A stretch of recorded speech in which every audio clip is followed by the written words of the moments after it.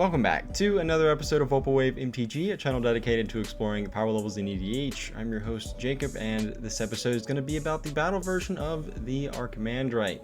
If you like my content, be sure to like and subscribe. Let me know in the comments below what commander you want to see brewed across the power level spectrum. And with that, let's go ahead and get started.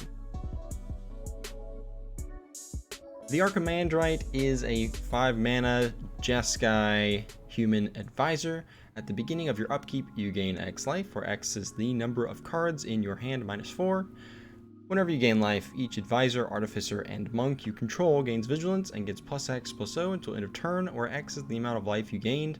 Tap 3 untapped advisors, artificers, and or monks you control. Draw a card. It's also 0/5, so it's really good at blocking.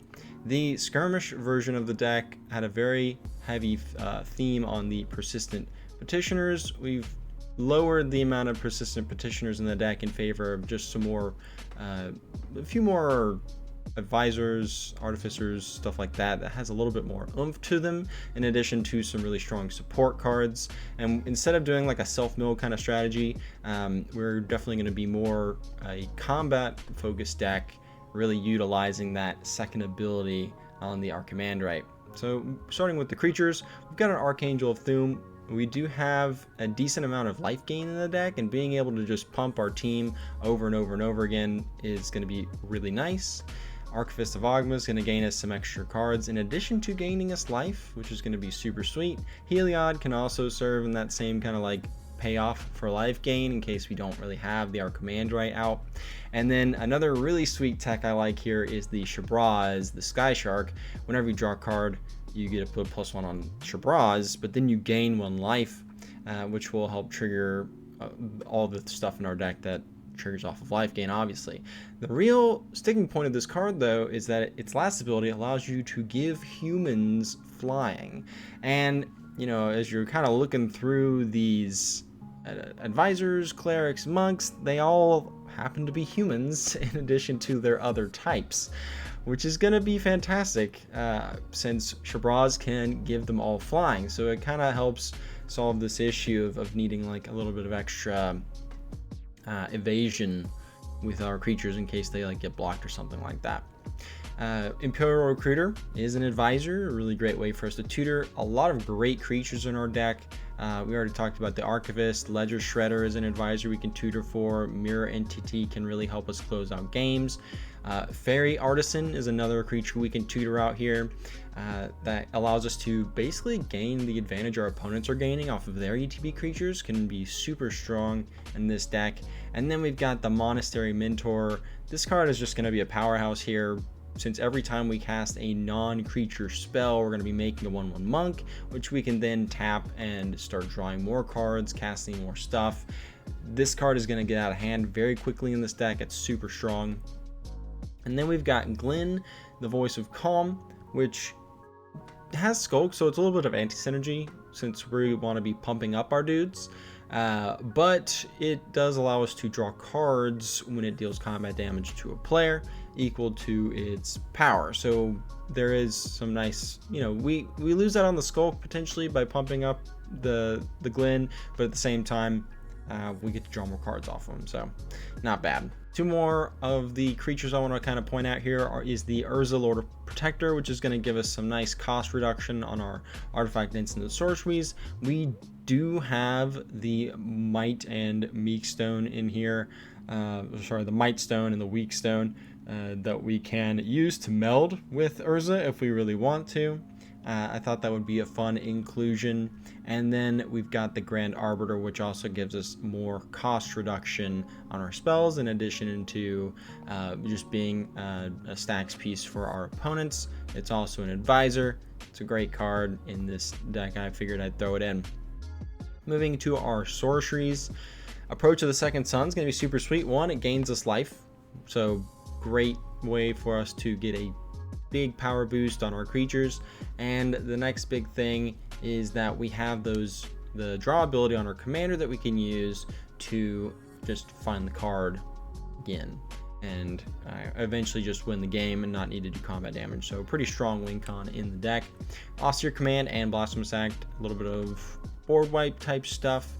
An idyllic tutor, we did add a few pretty spicy enchantments to the deck, so we've got this in here to tutor those out, and a World at War, so we can just beat face once we make our dudes big. And yeah, pretty straightforward card here. Moving on to our instance, when we've upgrading from that skirmish tier, we've definitely increased the amount of removal just in general. We've made it a little bit cheaper. We've also added some really powerful finishers. Chroma's Will is going to be super strong here. There's a really nice synergy in this deck with Double Strike and Lifelink, because with the Archimandrite, whenever you gain life, they gain +X+0, and so if they have Lifelink and Double Strike, they're going to deal that first strike damage and you'll gain the life, and then you'll trigger the Archimandrite and they'll get bigger before the regular damage happens. So if they're, I don't know, let's say it's a 2/2 with Lifelink Double Strike, you're going to hit for 2, you're going to gain 2 life, it's going to get a pump, it's going to become a 4/2, and then it's going to deal that damage again, and then you get to, you'll gain life again, but you're not going to go to combat anymore unless you get an extra combat, and that's where things get really spicy, since we do have like the Savage Beatdown, which can give our creatures Double Strike and give us an extra combat. So this card is going to be pretty sweet here. But yeah, the Chroma's Will definitely gives us pretty much everything we want to as a finisher, so I figured I would definitely want to include this one. We still have the Eerie Interlude from the skirmish version, just a great way for us to protect our board, possibly get a little bit more taps with our commander, and a Lightning Tutor to help, again, search out some of those important artifacts and enchantments in our deck. Moving on to our artifacts, we have added a Archimandrite's Archive, which is going to double our life gain, which is super sweet since we want to be gaining life in this deck. And then it's also going to double the draws. So when we tap our dudes to activate the Archimandrite, we're going to be drawing 2 cards instead of 1. This card basically just doubles everything we want to do in this deck, so we're throwing it in. We've got the Aetherflux Reservoir, which isn't really like a combo necessarily with anything in the deck. It's just this deck can potentially gain a lot of life, and from there you can just start beaming people down, regardless of how far in a combo turn you are in. Well of Lost Dreams is another really sweet option we have, where we can gain life and then draw extra cards. It's got some really nice synergy with an enchantment we'll get to a little bit later. And then we've added, like I said before, the Might Stone and Weak Stone, which is going to be a decent ramp, possibly removal. Seems sweet. And the Lithoform Engine, which can copy lots of stuff. It can copy our the Archimandrite triggers. It can copy our actual creatures or other permanents. A lot of really cool stuff going on here. And then we did add the Dramatic Reversal in the deck, which allows us to combo. So the second ability on Lithoform Engine says copy target instant or sorcery spell you control. You may choose new targets for the copy. And we have the Dramatic Reversal, which has untap all non-land permanents you control. So what you're going to do is you need at least, at a minimum, 3 mana that you can make off of your non-land permanents. So that's why we have a decent amount of artifact ramp in the deck, so we can help support this. But what you're going to do is you're going to cast your Dramatic Reversal, and then you're going to activate your Lithoform Engine and copy the Dramatic Reversal while it's still on the stack. It's going to untap the Lithoform Engine and your other artifacts, but it's also going to untap your creatures as well.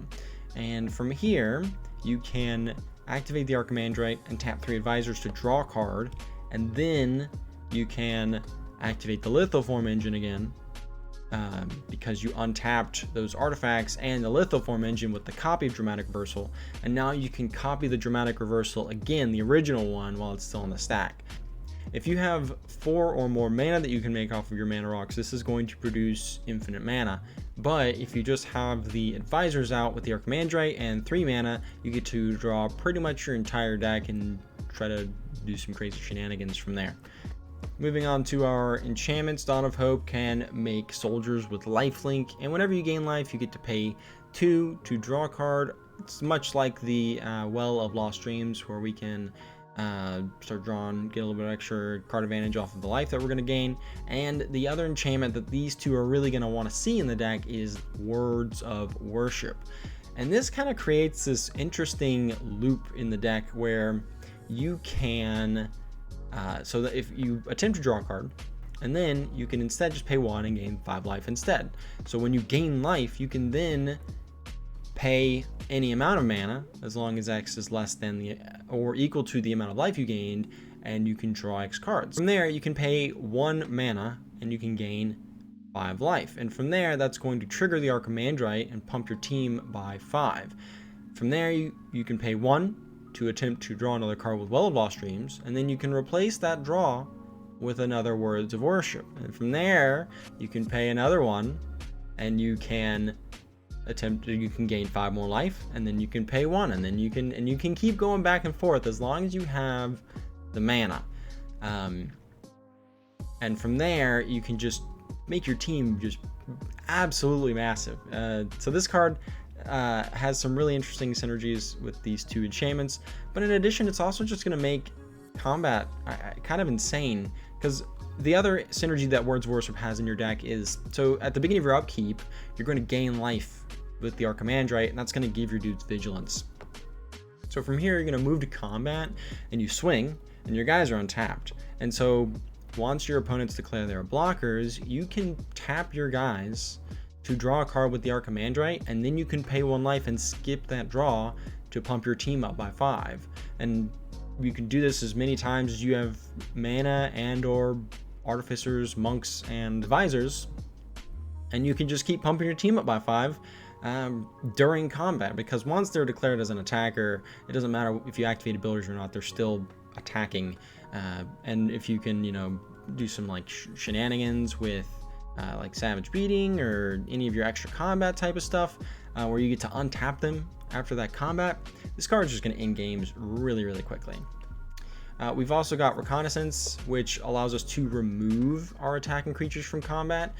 And this is also going to, it not only is really fantastic for, going into the red zone, and then if we have unfavorable blocks, we can just remove those. The other synergy that we get is that, again, the Archimandrite is going to give our creatures vigilance. So we can move to combat and we'll swing. But let's just assume that there's no one blocking. And even if you move in the red zone, you hit your opponents, and then before you leave combat, you can activate Reconnaissance and untap those creatures. So you hit your opponents, you tap your advisors to draw a card, and then you activate Reconnaissance to untap them again. And then later on at the end of the next turn, or whenever you want to, you can tap those advisors again and draw another card. True Conviction, giving our creatures double strike and lifelink, like I was talking about earlier, is just super strong in this deck, so we've thrown it in here. Kindred Discovery for a little bit of extra card draw.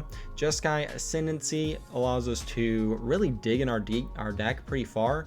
Once you accrue this like a mass of artificers, advisors, and monks, you can tap them, draw a card, cast a non-creature permanent or non-creature spell. You untap your dudes, they get bigger, and then you keep going, keep drawing, and it just cycles over and over again. So a really sweet engine that we can get going, especially if you have like an Aetherflux Reservoir out, if you want to do some like non-deterministic type of stuff. And then we've got this Illusion of Grandeur, which is essentially just a Crater Hoof in our deck, essentially, because you're gonna gain 20 life, and then that's gonna trigger your Archimandrite, and from there, all your creatures are gonna get plus 20 plus 0, and I mean, assuming you have gained at least 1 life this turn off of your Archimandrite trigger at the beginning of your upkeep, your Archimandrite is now just lethal in terms of commander damage. So this card is really, really powerful in the deck. There's also the Delusions of Mediocrity that you could throw in the deck too. I started running out of room, and I figured I would just keep the most powerful one in, since generally when you resolve this card, you're probably just going to try and end the game right there anyway. So moving onto our lands, as you see from moving on from that skirmish tier, we've got a little bit of extra utility in our lands, stuff like the Academy Ruins, but the big changes here are moving away from the lands that are entering the battlefield tapped, and we've got more lands that can enter the battlefield untapped potentially. We've got stuff like the spectator seating and the training grounds that do the check, Storm-Carved Coast, Sunbaked Canyon. These are all really nice. I added a Rugream Triome. While it doesn't enter the battlefield untapped, it's still a really great land for us to fetch, since we did add our uncollared fetches as well as the shock lands. So thanks for checking out this episode of Opal Wave MTG, and until next time.